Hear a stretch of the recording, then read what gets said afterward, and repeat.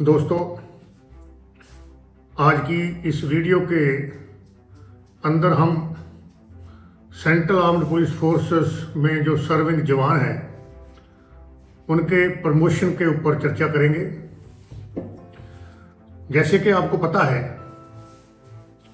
कि supreme court के आदेश के मुताबिक सेंट्रल आर्म्ड पुलिस फोर्सेस के ग्रुप ए सर्विसेज को ऑर्गेनाइज्ड सर्विस जो है वो घोषित किया गया है और NFFU जो है वो भी एलिजिबल ऑफिसर्स को मिल चुका है। लाखों के हिसाब से जो एलिजिबल ऑफिसर्स थे उनको एरियर भी मिला है। बहुत अच्छी बात है कि हमारे CAPF के ऑफिसर्स के बारे में सुप्रीम कोर्ट ने बहुत बढ़िया आदेश दिया है। कोई ऑफिसर ही एक ऐसा रैंक होता है कि जो मैनेज करता है और नीचे वाले ट्रूप्स का वेलफेयर या ऑपरेशनल को देखता है। और इसके साथ हम ये भी बताना चाहते हैं कि क्या सेंट्रल आर्म्ड पुलिस फोर्स के जवानों को, जिसके अंदर के constable, head constable, ASI, sub inspector या इंस्पेक्टर रैंक के जो अहदेदार हैं या पोस्ट्स हैं, क्या उनको भी बेनिफिट हुआ है या नहीं हुआ है? तो क्या बेनिफिट होना चाहिए? क्या जवानों का प्रमोशन जो है सही टाइम पर हो रहा है CAPF के अंदर? अगर हम MACP की बात करें कि जवानों को MACP मिलता है, अच्छी बात है, मिलता है, पर MACP जो है वो 10 साल, 20 साल और 30 साल के बाद मिलता है। जैसे कि 10 साल सर्विस के बाद उसको हेड कांस्टेबल की ग्रेड पे मिलेगा, 20 साल के बाद ASI का मिलेगा और 30 साल के बाद उसको सब इंस्पेक्टर का मिलेगा। पर एक जवान जो है कांस्टेबल है वो 10 साल के बाद उसको हेड कांस्टेबल का MACP मिल गया, 20 साल के बाद भी उसको मिल गया, पर रहा तो वो कांस्टेबल ही, उसके रैंक में कोई फर्क नहीं आया, उसको कोई 3 फीती नहीं लगी, उसको ASI का रैंक नहीं लगा। काम उसका वही है जो कांस्टेबल ड्यूटी देता था पहले, तो उसको सेकंड MACP लगने के बाद भी वो वही ड्यूटी दे रहा है। और 30 साल के बाद सब इंस्पेक्टर जब मिलेगा MACP, तब तक वो रिटायरमेंट होने वाला हो जाएगा। अभी आप देख लो, जो कि 1986 में कांस्टेबल भर्ती हुए थे वो BSF में अभी 1-2 महीने पहले सब इंस्पेक्टर बने हैं और उसमें से बहुत तादाद में जो है वो नेक्स्ट ईयर 2026 में सुपर एनुएशन रिटायरमेंट आने वाले हैं। आप देख लो कि 1986 से लेके 2026 तक कितने साल बनते हैं? 26 और 14 साल वो लगा लो, 40 साल सर्विस करके वो जवान जो था कांस्टेबल भर्ती हुआ था वो सब इंस्पेक्टर रैंक में ही रिटायर आ गया। पहले जमाना था CAPF में था, जो कांस्टेबल भर्ती होते थे वो ऑफिसर बनते थे, GD में असिस्टेंट कमांडेंट बनते थे, डिप्टी कमांडेंट बनते थे, इवन 2IC रैंक में रिटायर आए थे। पर अभी हम क्या ये कह सकते हैं कि जो कांस्टेबल भर्ती हो रहा है CAPF में वो भी गजेटेड अफसर बनेगा? क्या वो सोच सकता है कि मैं भी असिस्टेंट कमांडेंट बनूं, गजेटेड अफसर बनूं, मैं भी वो ख्वाब देखूं? ऐसा होना नामुमकिन है। ये प्रमोशन जो है इसके सिस्टम को ठीक करना चाहिए। जवानों का प्रमोशन होगा, जवान खुश रहेगा, जवान ड्यूटी अच्छी देगा, जवान का परिवार खुश रहेगा, जवान कोई टेंशन में नहीं रहेगा।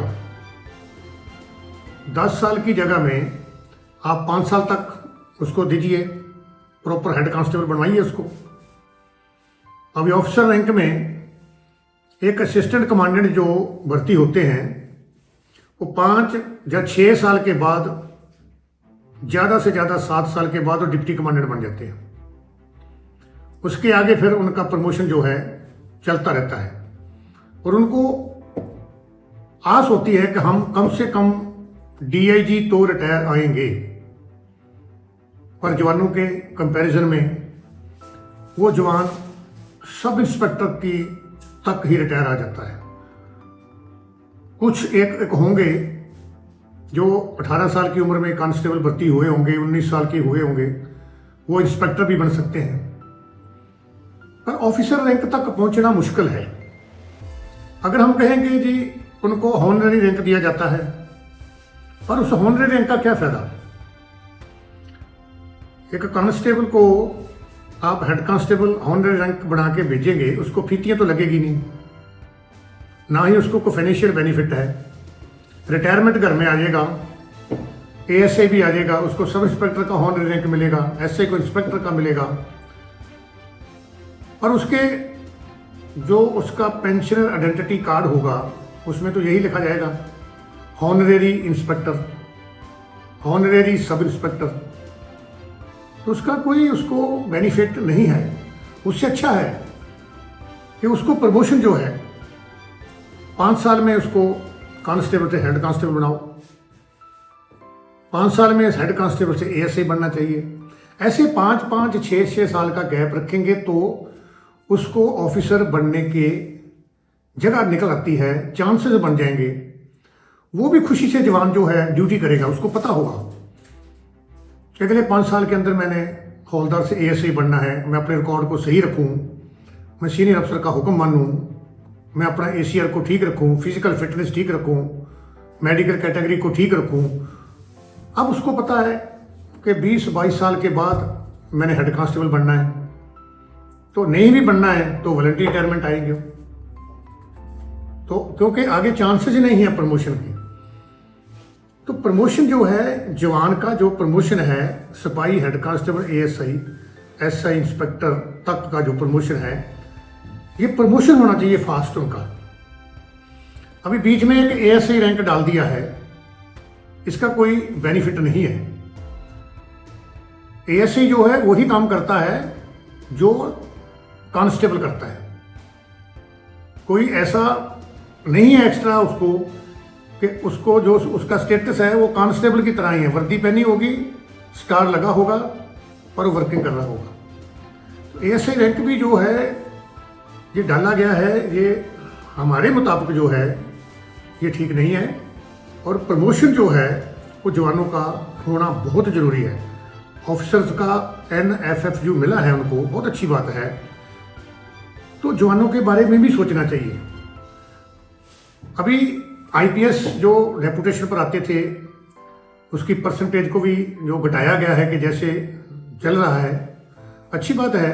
हमारे कैडर ऑफिसर जो है उनका अच्छा प्रमोशन होगा, पर यह भी हमारे कैडर ऑफिसर्स की जिम्मेदारी बनती है कि जैसे उनको बेनिफिट मिला है, जैसे उन्होंने बेनिफिट लिया है, ऐसे उनके अंडर कमांड जवानों को या एसओज को उनको भी बेनिफिट मिलना चाहिए। अभी ऑफिसर्स ने हाई कोर्ट, सुप्रीम कोर्ट में केस लड़ने के बाद ये जीता है NFFU का केस जो है, पर जवानों के पास तो इतना पैसा नहीं है कि वो भी हाई कोर्ट का रुख अख्तियार कर सकें। इतना पैसा देने से असमर्थ होंगे, क्योंकि एक जवान की जो तनख्वाह है उसके साथ उसने अपने घर का सारा ही गुजारा करना होता है, उसके लिए नामुमकिन है। हमारे CAPF के जवानों के, एसओज के बारे में, वेलफेयर के बारे में सोचना जो है हमारे कैडर ऑफिसर्स की जिम्मेदारी बनती है। इसके साथ ही कम से कम आज की डेट में सेंट्रल आर्म्ड पुलिस फोर्सेस के डिपार्टमेंटों में 1 लाख पोस्ट वेकेंट है, खाली है, जिसकी वजह से जवानों को ड्यूटी करने में दिक्कत आ रही है, डबल ड्यूटी करने में दिक्कत आ रही है, छुट्टी ना जाने में दिक्कत आ रही है, छुट्टी नहीं मिल रही है उनको। ये भी कारण है कि पोस्ट जो है बहुत वेकेंट है हमारे CAPF के अंदर। तो ये खाली पोस्ट जो है इनको भी जल्दी फिलअप किया जाना चाहिए।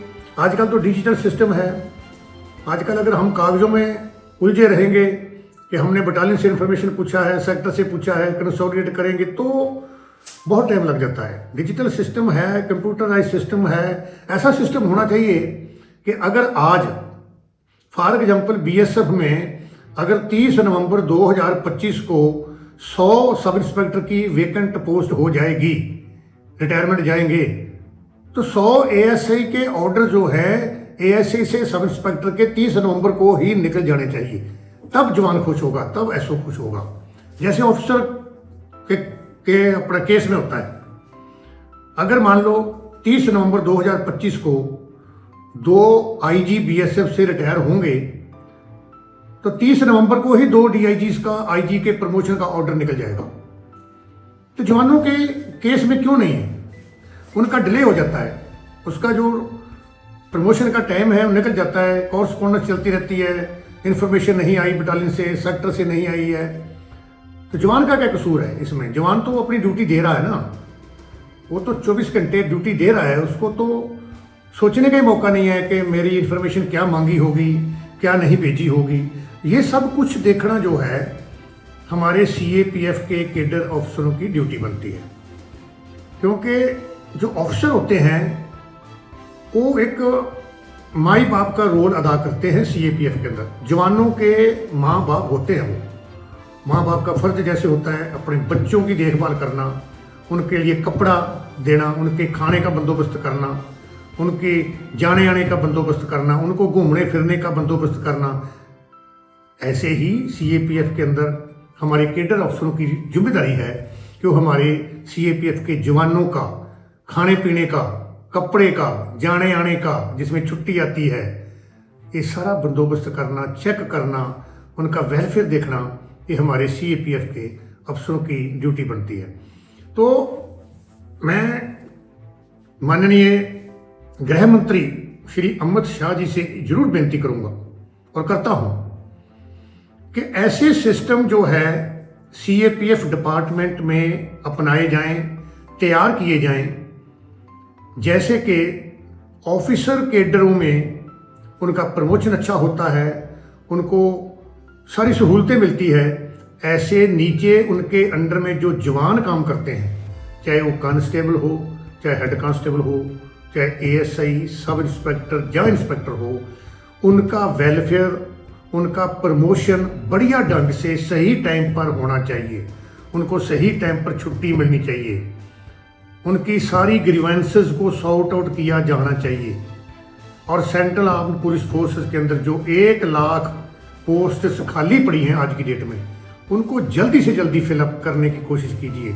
डिजिटल है, 21वीं सदी में चल रहे हैं हम लोग, अभी डिजिटल इंडिया है, तो डिजिटल काम होना चाहिए। सारे काम बाकी डिजिटल हो रहे हैं, तो ये भी होना चाहिए, ताकि कम से कम जो है एक जवान जो है सीएपीएफ का, वो भी एक आस रखे कि मैं भी रिटायरमेंट तक असिस्टेंट कमांडेंट तो जरूर बनूंगा, आगे भी बन सकता हूँ। बाकी वो उसका रिकॉर्ड बताएगा, उसके एसीआर्स बताएंगे, और हम आस करते हैं कि ऐसे सिस्टम को अगर सही ढंग से रखा जाए कि एक जवान कांस्टेबल का जो प्रमोशन है, कांस्टेबल से हेड कांस्टेबल 5 साल के बाद होना चाहिए, उसका हेड कांस्टेबल से एएसआई जो है 5 साल के बाद होना चाहिए, एएसआई से एसआई 5 साल के बाद होना चाहिए, ऐसे ही एसआई से इंस्पेक्टर भी 5 साल के बाद होना चाहिए। आगे ऑटोमेटिकली असिस्टेंट कमांडेंट के रास्ते जो हैं वो खुल सकते हैं। उसको भी एक आस मुराद हो, उसको पता हो कि मैं ऑफिसर बनना है, मैं देश की सेवा करूं, मैं अपने अफसरों का कहना मानूं, मैं अपने डिपार्टमेंट का नाम ऊंचा करूं, मैं गलत काम ना करूं।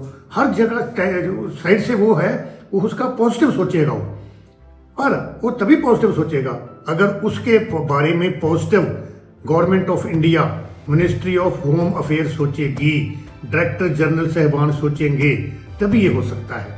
तो मैं ये बेनती करता हूँ लास्ट में ministry of home affair and director general of central armed police forces के डायरेक्टर जनरल साहबान को कि सीएपीएफ के अंदर जो जवानों का प्रमोशन, उनकी छुट्टी, उनके रहने बहने का बंदोबस्त, उनका जो किट क्लोथिंग आइटम्स, उनकी रिजर्वेशन ट्रेन में, जहाँ उनकी जो ग्रीवेंसेज है उनको भी सॉर्ट आउट करना, इस सारे मुद्दे जो है इसके ऊपर कृपा करके जरूर ध्यान दें, ताकि सीएपीएफ के जवान भी खुश रहें, जैसे कि हमारे CAPF के ऑफिसर्स NFFU लेने के बाद खुश हैं, ऐसे जवान भी खुश रहें और अपनी ड्यूटी जो है वो सही ढंग से करें। जय हिंद।